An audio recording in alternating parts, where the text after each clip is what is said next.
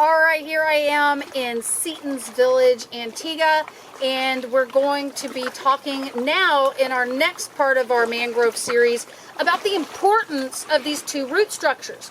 We've seen how the reds have the prop roots and the blacks have the aerial roots that come up through the ground. So based on that, which type of mangrove do you think I'm standing next to right now, just based on root structure?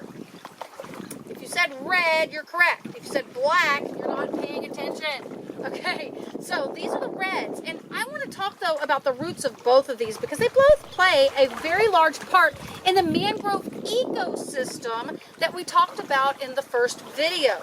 Now, these roots, both of them, from the blacks and from the reds, are kind of trappers of organic material. So as leaves fall down and fish die and sediment gets stirred up, it gets caught inside and kind of covers these roots. We call all of that dead organic matter detritus.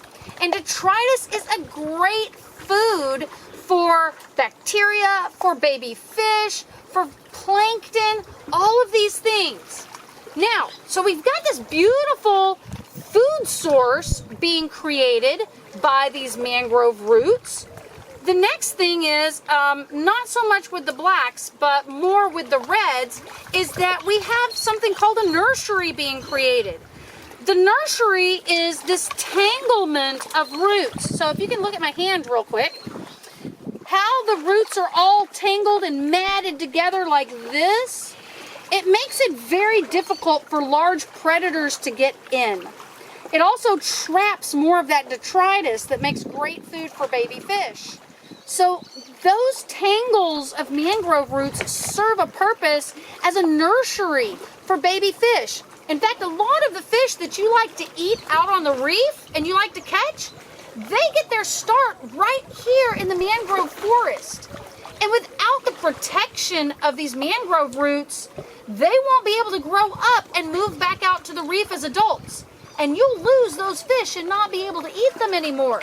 So that's one important reason to protect the mangroves. The other is, we talked a little bit earlier with the reds about how they structure and support the sediment on the shoreline, because they're holding themselves in to brace against all this wave action that they're constantly up against. When these storms come in and tear through here, you live in Antigua, you know about hurricanes. When those hurricanes come in and this water level gets high and these waves are so hard and crashing and pounding, these roots hold not only these trees into the soil, but they also hold the soil onto the land, keeping the land from being eroded away. So these mangroves give Antigua more land. Without them, Antigua will slowly start to erode away. So when you see development, people coming in and cutting down the mangrove forests to make room for building, at some point they're going to lose that edge of their property because it's not being secured. These mangrove roots serve that function. Okay, last thing we're going to talk about on the roots. The other function of these roots, and the reason that they're in the air and not so much under the water or under the ground.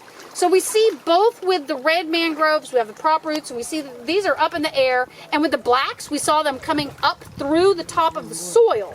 Okay? So being exposed to the air, there's a reason for that. When we talk about plants, we always kind of think about how plants breathe in breathe in carbon dioxide and breathe out oxygen. And then we breathe in oxygen and breathe out carbon dioxide. And that is true. But did you know that plants also have a function called cellular respiration that's the same as ours? Which is where they take in oxygen and put out carbon dioxide for many of their functions. Okay? So when the trees, especially the reds and the blacks, that are living in this very tightly packed sediment around the shorelines, there's not a lot of oxygen within that sediment. And that's where we normally see roots growing into the sediment, into the soil. But on land, it's looser. There's a lot of oxygen in the soil. Out here in the water, it's packed together. There's not a lot of oxygen. So what's the adaptation to get around that?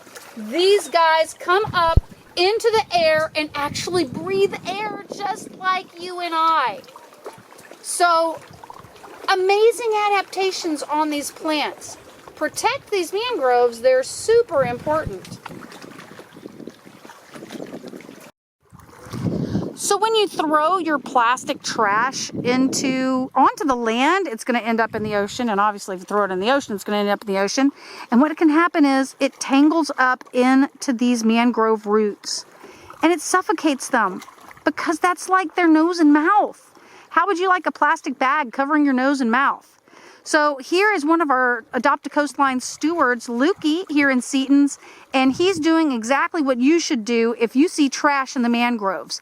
Take it off, put it in your pocket, and when you get back to shore, put it in a recycle bin or at least secured into a trash bin so it doesn't get back out into the ocean and suffocate your beautiful mangrove forest.